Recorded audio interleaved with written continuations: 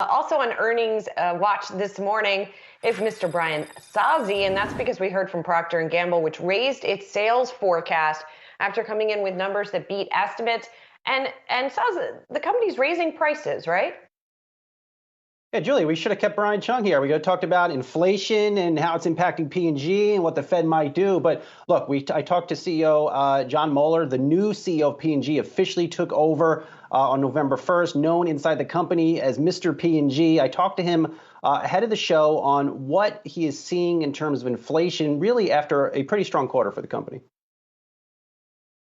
We've announced price increases in the majority, I think 9 out of 10 categories. Some of those price increases have not yet come to the shelf. They haven't yet come to market. So we're going to work through that before we take the next step. Do you see any signs we are nearing peak inflation, just from your standpoint in your business? There are some commodities that are starting to modestly roll over, which is encouraging. There is capacity being added to some of the input supply chains, which is encouraging.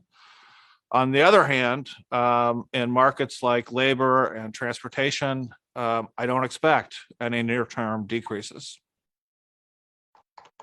Julie, what is interesting too, just looking at P&G's results, sales rose faster than volumes in all the company's business segments, despite really several rounds of price increases from P&G. But the company did warn that they will see $2.3 billion in commodity cost headwinds in its current fiscal year. This is the second fiscal quarter for P&G. That is up from a $2.1 billion estimate just 3 months ago when Procter Gamble reported. So the inflationary environment remains pretty hot. P&G will likely push through some more price increases soon. But by and large, Mueller is telling us that he's not seeing consumers trade down to those private label products.